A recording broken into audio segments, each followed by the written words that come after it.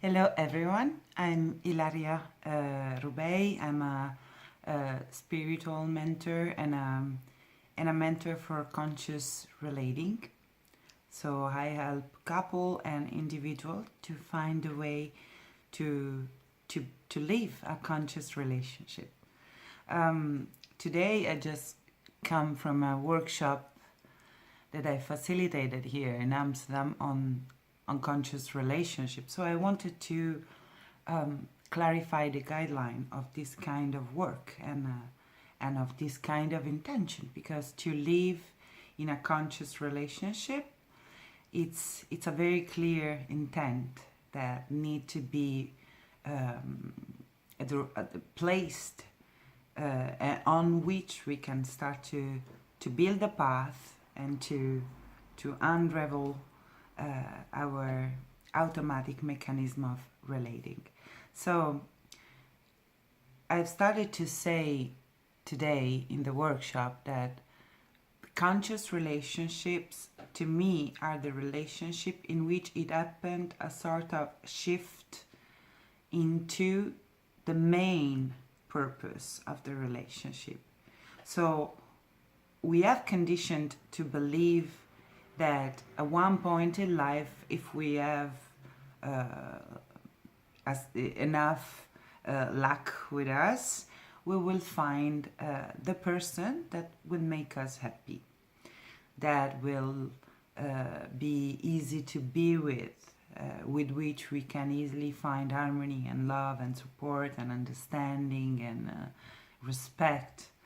And if that core desire is for sure present in all of us, and it's right, at the same time there is a misunderstanding that need to be clarified, that we need to know. What we are going to meet in life is always the reflection of our inner state of being. So in order to find the person that can reflect us back, love, respect, listening, understanding, validation, we need to start from within. We need to start from accepting all the lost pieces of ourselves. And we need to be our first priority. So to me, conscious relationships are the relationship in which the main goal is to get to know ourselves fully, in which the main goal is to be an expression of our true self in every moment. So it's not a choice that once is made, it goes in automatic. It's a choice that needs to be renovated, especially in the moment in which inevitably the relationship will activate some wounded part. So if the purpose, if the basic intention is to get to meet all the parts that compose who we think we are, in the light of the consciousness that we really are, then the relationship, it's the wonderful container and opportunity to do so. It means after a first period of honeymoon, inevitably every relationship will show us our wounded part, will go to activate the unconsciousness within us.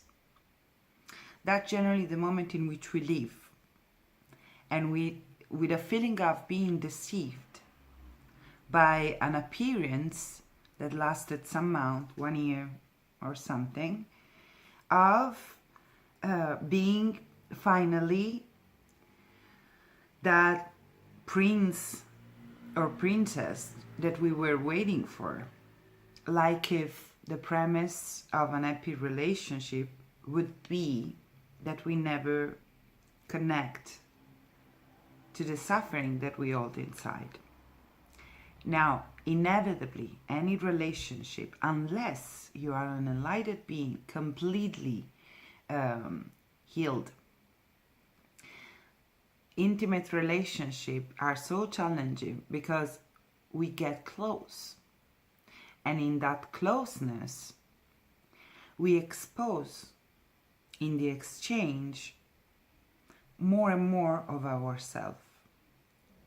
So in the superficial exchange that we can have, likely, we could avoid to go to touch to the wounded part within. But the more close we get, and the more investment of energy we put into a relationship, the more inevitably we will feel the pain also, which is already there. Now, this is the second big shift. So the first is the basic intention that altogether two beings, the intention of the relationship itself. If we still the relationship the main intention, and so is being prioritized in regard to enlightenment, to get to know my unconscious part in order to bring consciousness there and then become an expression, an embodiment of my real nature, of my divine, infinite nature, of my loving nature, of my powerful nature. If the relationship and the harmony and the togetherness come first, that intention, in my way of seeing, we are missing the purpose of the relationship, and in my way of seeing, there are little chance that the relationship can reach a state of intimacy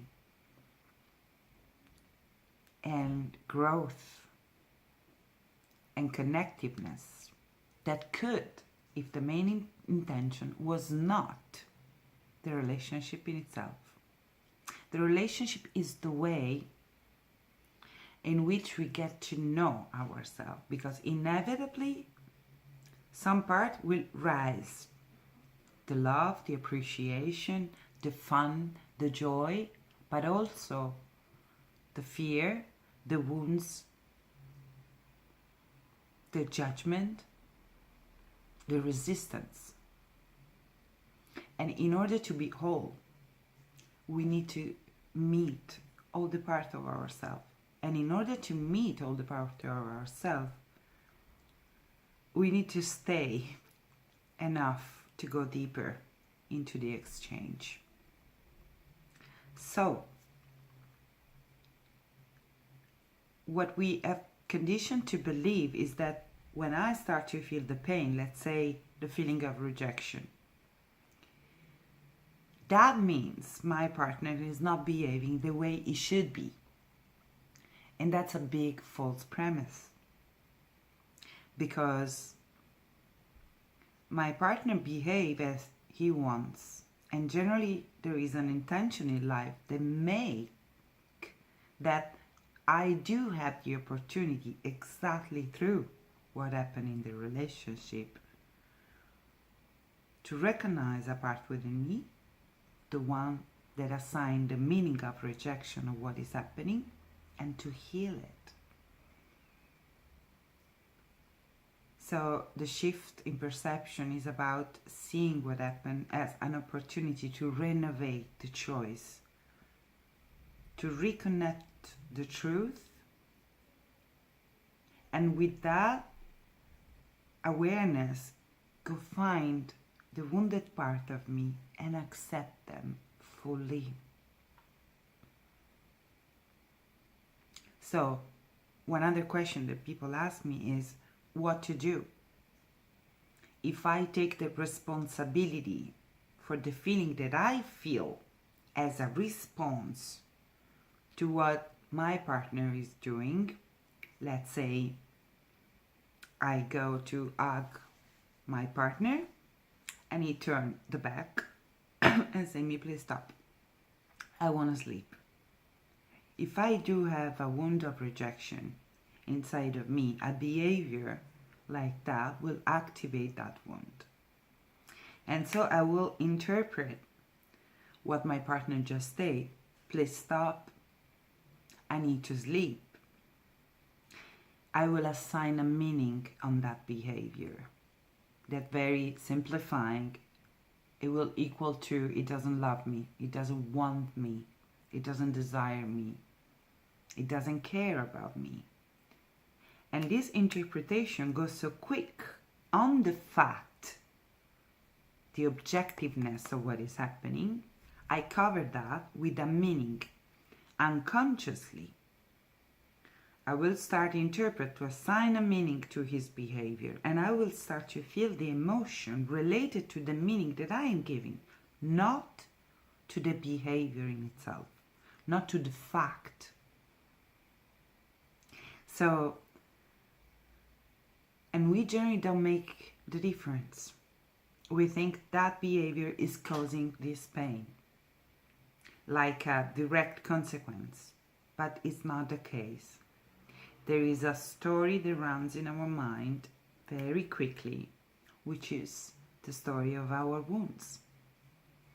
And we start to assign a meaning and feel the emotional response to the meaning that we are assigned, not to the objectiveness of what's happening. And we generally start to relate to our partner as the source of the suffering that I am feeling. It becomes an enemy, or someone that I need to defend myself from, someone that I need to try to change, or someone that I need to go away from or to blame.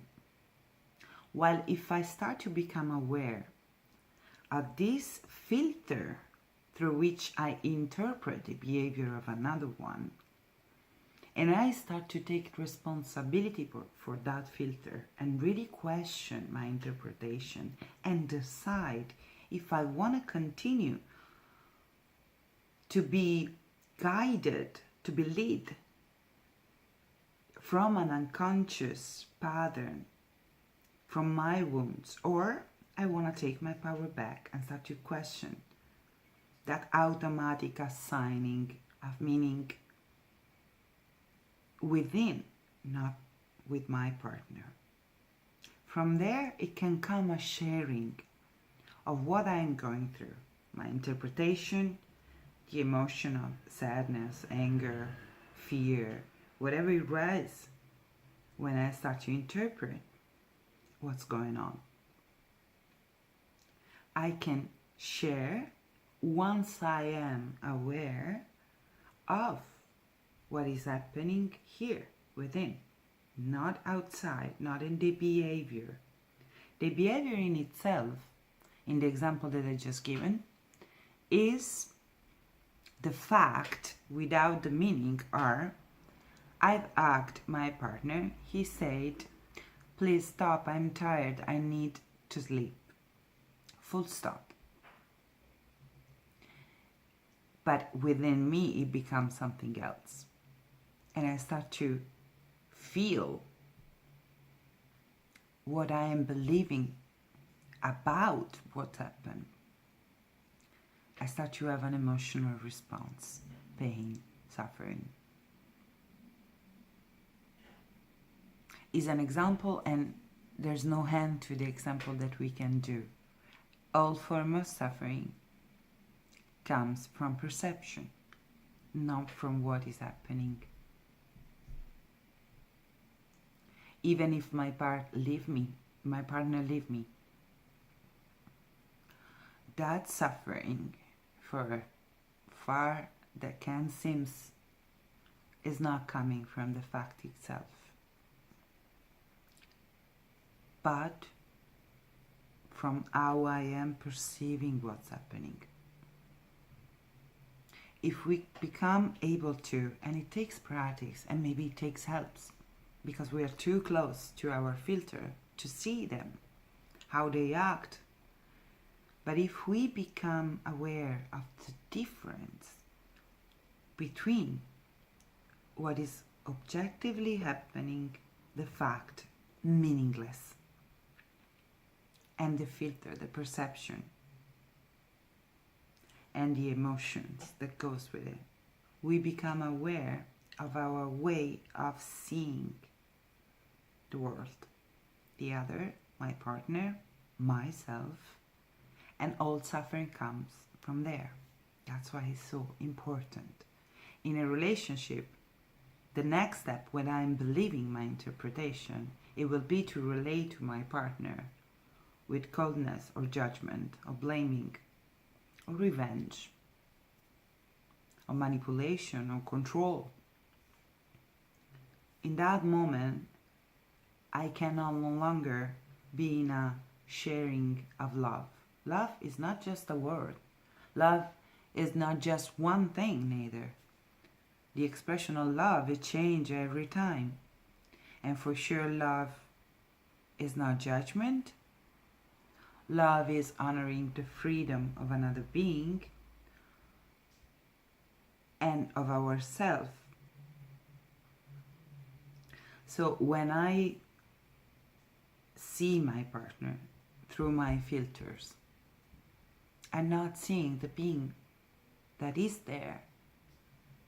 And from that moment forward, I cannot be in a sharing of love until I don't come back to that awareness that looks at what is happening within,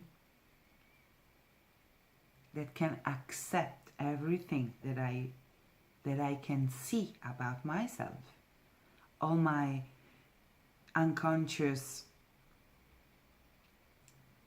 pattern of interpretation, all my belief, the emotions. If I can create for myself a space of observation, attention, and allowance and caring for all these wounded parts that are like children within. Because really these filters have been created at an age in which we were children. So it's like we still have these children within that interpret what happened as he did. And the pain that I feel today is the same that I felt once. So what to do with this child when it arises inside? I can go towards my partner and try to change him so that I don't feel the cry of this child, or I take responsibility for this part of me. I embrace it.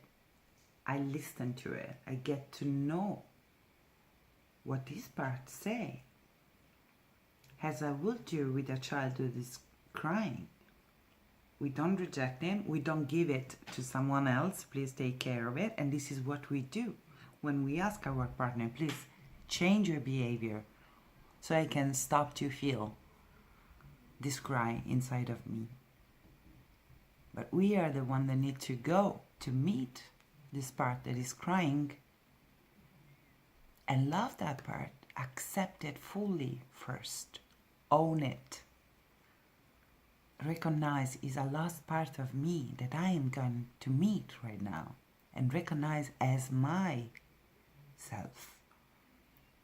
And in that recognition, in that attention, in that allowance, in that compassion and understanding and curiosity, it takes time to get to know this part of me, what she says, how she looks at the world, how she sees herself.